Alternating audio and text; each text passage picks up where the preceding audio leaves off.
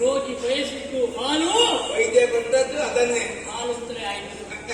ಯಾರನ್ನು ಕಾಣಬೇಕು ಅಂತ ಕಾತರದಿಂದ ನಾವು ಬಂದೆವು. ರಾಜಬೀದಿಯಲ್ಲೇ ನಾನು ಮನಮೆಚ್ಚಿದ ಸೈರಂತೆ ಸಿಕ್ಕಿದ್ದಾಳೆ. ಸಿಕ್ಕಿದ ಮೇಲೆ ಇವಳಲ್ಲಿ ಮಾತಾಡದೆ ಇರ್ಲಿಕ್ಕಾಗ್ತದ? ಮಾತಾಡಬೇಕು ಆದರೆ ಜಾಗ ಯಾವ್ದ? ರಾಜಬೀದಿ. ನಾನು ಯಾವುದು? ಹೆಣ್ಣು ಮಕ್ಕಳು ಮಾತಾಡಿದ್ರೆ ಬೀದಿಯಿಂದ ಒಟ್ಟು ಮನಸ್ಸು ಮಾತಾಡಿದವರು ಮಾತಾಡಬಹುದು. ನಾನು ಯಾವ ಕಲಿಕೀಚ? ಯಾರಾದ್ರೂ ನೋಡಿದ್ರೆ ಏನು ಹೇಳಿ ಅವರು ಮಾರ್ಗದ ಮಧ್ಯದಲ್ಲಿ ಒಬ್ಬಳು ಹುಡುಗಿಯಲ್ಲಿ ಕೀಚಕ ಮಾತಾಡ್ತಾ ಇದ್ದಾರೆ. ನಮ್ಮ ಬಗ್ಗೆ ಅಪಪ್ರಚಾರ ಮಾಡ್ಲಿಕ್ಕೆ ಅಂತ ಕೆಲವರು ಕಾಯ್ತಾರೆ. ಆ ಅಪಪ್ರಚಾರಕ್ಕೆ ನಾವು ಒಳಗಾಗಬಹುದಾ? ನೀನುವುದೇಕೆ? ನನಗೆ ಸಂಬಳ ಕೊಡುವುದೇಕೆ? ನನಗೆ ಸಹಕಾರಿಯಾಗಲಿ ಅಂತ. ಹಾಗಾಗಿ ನಾನು ಮಾತಾಡುವುದಕ್ಕಿಂತಲೂ ಈ ಸಲ ಒಂದು ಸಲ ನೀನು ಕೀಚಕನಾಗ್ತದೆ. ಯಾರು ನೀವೊಂದ ಸುಮ್ಮನೆ ಗೊತ್ತಿಲ್ಲ. ನನಗೆ ಅದು ಆಗ್ಲಿಕ್ಕಿಲ್ಲ. ಯಾಕೆ? ಕೀಚಕ ನನಗೆ ಆಗ್ಲಿಕ್ಕಿಲ್ಲ. ಪ್ರಯತ್ನ ಮಾಡು. ಎಂತದ್ದು? ಏನು ಇನ್ನು ಇಲ್ಲೇ ಇಲ್ಲ ನೀನು? ಅದಲ್ಲ, ನಾನು ಕೀಚಕ ಇದು ಮಾಡಿದ್ದೆ. ಅದು ಮಾಡಲಿಕ್ಕೆ ಯಾರಾದ್ರೂ ಮಗನನ್ನು ಉಪಯೋಗಿಸಬೇಕು. ಒಂದು ಪ್ರಯತ್ನ ಮಾಡಿ, ಗರಿಷ್ಠ ಪ್ರಯತ್ನ. ನಾನು ನೀನಾಗಿ ಮಾತಾಡಬೇಕು. ನನಗೆ ಪ್ರಯತ್ನಿಸ್ತೇನೆ. ಈಗ ಈಗ ಒಂದು ವೇಳೆ ನಾನು ಕೀಚಕನಾಗಿ ಮಾತಾಡಿ ಅವಳು ಒಲಿದ ಹೌದು, ಅವಳು ಯಾರಿಗೆ? ನನಗೆ ಮತ್ತೆ ಯಾರಿಗೆ ಬೇಕಾಗಿ ಮಾತಾಡೋದು ನೀನು? ಮಾನವಿಗೆ ಉಂಟಾಗ ನನಗೆ ಬೇಕಾಗಿ ನನ್ನ ಪರವಾಗಿ ಮಾತಾಡು.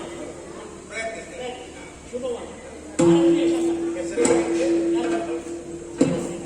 ನಾನು ಅಲ್ಲಿದ್ದೇನೆ.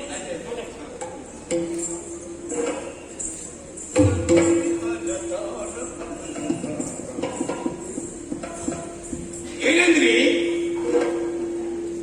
ಏನಂದ್ರಿ? ಏನಂದ್ರಿ? ಅಲ್ಲ ಎನಗೆ ಸೈರಂದ್ರಿ, ನಿನ್ನ ರೂಪ ಲಾವಣ್ಯ ಅಂದ ಚಂದ ಹಾವ ಭಾವ ಬೆಳಗು ವಿಜ್ಞಾನದ ಕಂಡಂತ ಈ ಕಲಿಕೀಟಕ ಮನಸೋತಿದ್ದಾನೆ. ನಿನ್ನಂತ ಒಬ್ಬಳು ರೂಪವತಿ ಹೆಣ್ಣಿಗೆ ಸರಿಯಾದಂತ ಗಂಡು ಬೇಕು ಅಂತಾದ್ರೆ ಅದು ಈ ಕಲಿಕೀಟಕನಾಗಿದ್ದಾನೆ. ಆದ್ದರಿಂದ ನೀನು ನನ್ನನ್ನು ವಹಿಸಿದ್ದೆ ಹೌದು ಅಂತಾದ್ರೆ, ನೀನು ನನ್ನ ಬಹಳ ಸಂಗಾತಿಯಾಗಿ ಬಂದ್ರೆ ಹೌದು ಅಂತಾದ್ರೆ ನಿನ್ನನ್ನು ಚಿನ್ನದ ಪಲ್ಲಕ್ಕಿಯಲ್ಲಿ ಇಳಿಸಿ ಮೆರವಣಿಗೆ ಮಾಡುವುದಕ್ಕೂ ನಾನು ಸಮರ್ಥನಿದ್ದೇನೆ. ಒಲಿದು ಬರುವೆಯಾ? ಬರುವೆಯಾ?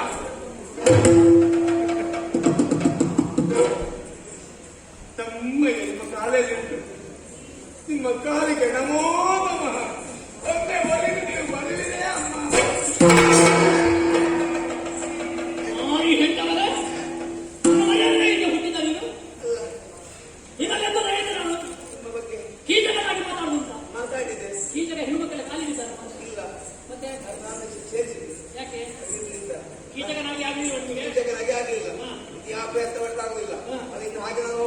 ಅದಕ್ಕೆ ಹೇಳುದು ಮಗ ಹೋದ್ರೆ ಅಜ್ಜಿಗೆ ಅಲ್ವಾ, ಆಳು ಹೋದ್ರೆ ನಾನು ಹೋಗ್ಬೇಕು. ದೊಡ್ಡ ಬೈಬೇಕು. ನೀವು ಹೊರಗೆ ನಿಲ್ಲು, ನಾನು ಆಯ್ತು.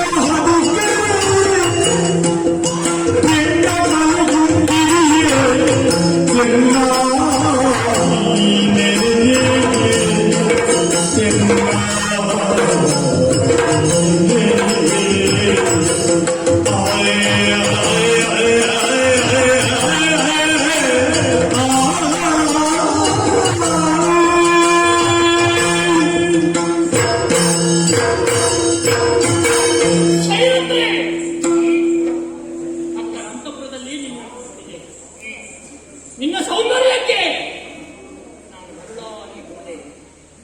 ಇಲ್ಲಿಯವರೆಗೆ ಸಿಂಹಮನ ಎಂಬಂತಹ ನಾಮವನ್ನು ಹೊಂದಿದ ನಾನು ದಿಗ್ವಿಜಯವನ್ನು ಮಾಡಿ ಕಲಿಕೀಚಕ ಎಂಬ ಹೆಸರನ್ನು ಪಡೆದೆ. ಇಲ್ಲಿಯವರೆಗೆ ಯಾರು ನೀವು ಸೋಲನ್ನು ಕಂಡವರಲ್ಲ. ಆದರೆ ನಿನ್ನನ್ನು ಕಂಡಾಗ ನಿನ್ನ ರೂಪ ಈ ಕಲಿಕೀಚಕನ್ನು ಸೋಲಿಸಿ ನಾನು ಸೋತೆ, ಸಂಪೂರ್ಣವಾಗಿ ಸೋತೆ. ಸೋತು ಬಂದಂತಹ ಕಲಿಕೀಚಕರನ್ನು ನೀನು ಮದುವೆಯಾಗದೆ ನನ್ನಲ್ಲಿ ಒಳ್ಳೆಯ ರೀತಿಯಲ್ಲಿ ಮಾತಾಡದೆ ಹೀಗೆ ದೂರೀಕರಿಸುವುದು ಎಷ್ಟು ಸಮಂಜಸ ಹೇಳು. ನನ್ನನ್ನು ಮದುವೆಯಾಗುವುದಕ್ಕೆ ಸಾವಿರ ಮಂದಿ ಹೆಣ್ಮಕ್ಕಳು ಕಾಯ್ತಾ ಇದ್ದಾರೆ. ಅವರ ಯಾರ ಸೌಂದರ್ಯಕ್ಕೂ ಮರಳಾಗದಂತಹ ನಾನು ನಿನ್ನ ಸೌಂದರ್ಯಕ್ಕೆ ಮರಳಾಗಿದ್ದೇನೆ. ಹಾಗಾಗಿ ನನ್ನನ್ನು ಕಾಡಬೇಡ. ಸೋತು ಬಂದಂತಹ ಕೀಚಕರನ್ನು ನಿನ್ನ ತಲೆನೋಡುಗಳಿಂದ ಸಿಹಿಯಾಗಿ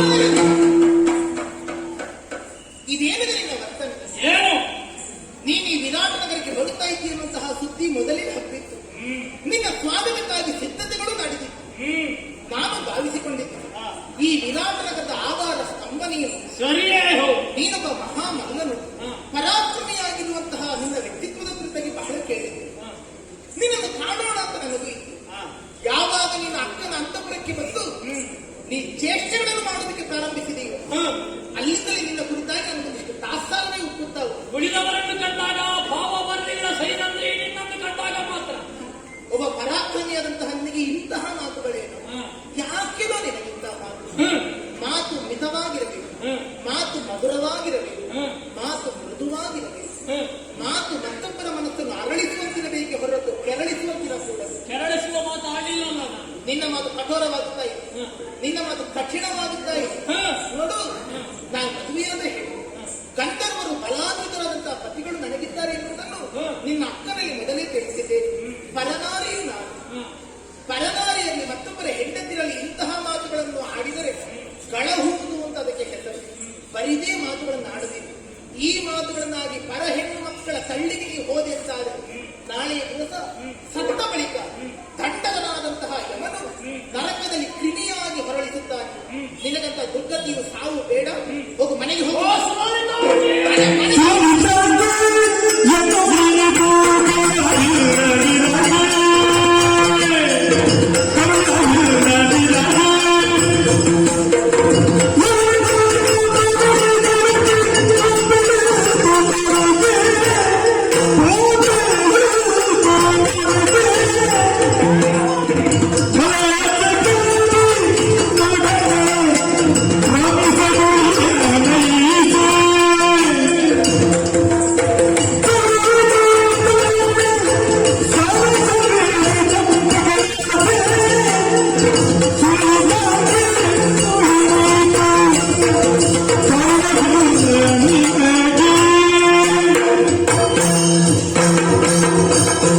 ವಸ್ತ್ರ ಭಾಗ್ಯ ಒಪ್ಪು ವಿದ್ಯಾ ವಿನಯ ವಕಾರ ವಂಚನೆಗಳಿಂದ ಅವುಗಳನ್ನು ತಿಳಿಯುವುದಕ್ಕೆ ಸಾಧ್ಯ. ನಿನ್ನ ವಸ್ತ್ರ, ನಿನ್ನ ವಾಕ್ಯ, ನಿನ್ನ ಶರೀರ, ನಿನ್ನ ಮಾತು ಇದೆಲ್ಲವೂ ನಿನ್ನನ್ನು ಒಬ್ಬಳಾಕೆ ವಿದ್ಯಾವಂತೆ ಅಂತ ಹೇಳುತ್ತದೆ. ಮಾತ್ರ ಅಲ್ಲ, ನಿನ್ನ ದೇಹದ ಅಂಗಗಳು, ಆ ಕೂದಲಿನ ಕುಟೀನತೆ, ಕಣ್ಣಿನ ಚಾಂಚಲ್ಯ, ಆ ನಿನ್ನ ಎದೆಯ ಕಾಠಿಣ್ಯ, ನಿನ್ನ ಕಟಿಯ ಮೃದುತ್ವ, ನಿನ್ನ ನಡೆಯ ಮಂದತ್ವ, ಪಂಚ ಅಂಗಗಳು ಸರಿಯಾಗಿರುವಂತಹ ಸುಲಲಿತಾಂಗಿನಿ ನಿನ್ನನ್ನು ಕಂಡ ಮೇಲೆ, ನಿನ್ನ ರೂಪಕ್ಕೆ ಮರಳಾದ ಮೇಲೆ, ಸೋತ ಮೇಲೆ ನಿನ್ನನ್ನು ಬಿಟ್ಟು ನಾನು ಹೇಗೆ ಹೋಗಲಿ? ಹಾಗಾಗಿ ಸಂಪೂರ್ಣವಾಗಿ ಸೋತು ಬಂದಂತಹ ನನ್ನನ್ನು ನೀನು ಹೋಗು ಅಂತ ಹೇಳಬೇಡ. ನಿನ್ನ ಕೆಂಪಾದ ತುಟಿಯನ್ನು ಈ ಕೀಚಕನ ತುಟಿಗೆ ಒತ್ತಿ ನಿನ್ನ ತೋಳುಗಳಿಂದ ನನ್ನನ್ನು ಬಿಗಿಯಾಗಿ ಅಪ್ಪಿ ನಿನ್ನ ಎದೆಯನ್ನು ನನ್ನ ಎದೆಗೆ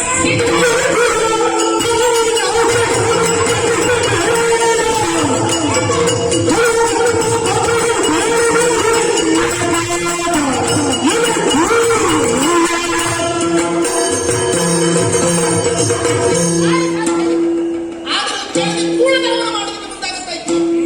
ಎಂತ ಅಶ್ಲೀಲವಾದಂತಹ ಮಾತುಗಳಿವೆ, ಎಂತ ಅವಾಚ್ಯಗಳಿವೆ. ಸಂಸ್ಕಾರವಂತರ ಮುಂದೆ ಇಂತಹ ಮಾತುಗಳನ್ನು ಆಡಿದ್ರೆ ನಾಚಿಕೆ ಆಗುತ್ತಾ ಇಲ್ಲವೇ ಹೇಳು? ಯಾಕೆ ತಿಳಿದುಕೋ, ನಿನ್ನ ಅಕ್ಕನ ಮನೆಯಲ್ಲಿ ನಾನು ಊಳಿಗದ ಆಳಾಗಿರಬಹುದು, ಇರ್ಲಿ ನಾನು ಅಬಲೆಯಾಗಿರಬಹುದು. ಇರ್ಲಿ ಹಾಗೆಂದು ನಾನು ಅನಾಥಳಲ್ಲ. ನನಗೆ ಪತಿಗಳ ರಕ್ಷಣೆ ಇದೆ. ಬಲಾತ್ಮಕರಂತ 5 ಮಂದಿ ಗಂಧರ್ವರುಗಳಿದ್ದಾರೆ. ಸೂಕ್ಷ್ಮವಾಗಿ ನನ್ನ ಚಲನವಲನವನ್ನು ನೋಡುತ್ತಲೇ ಇರುತ್ತಾರೆ.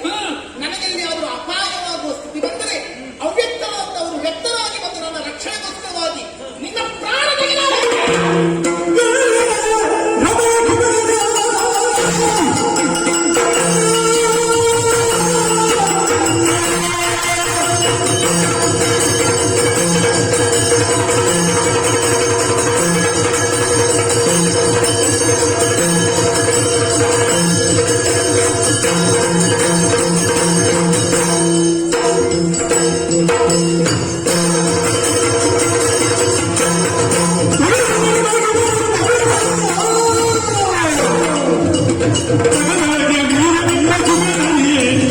Thank you.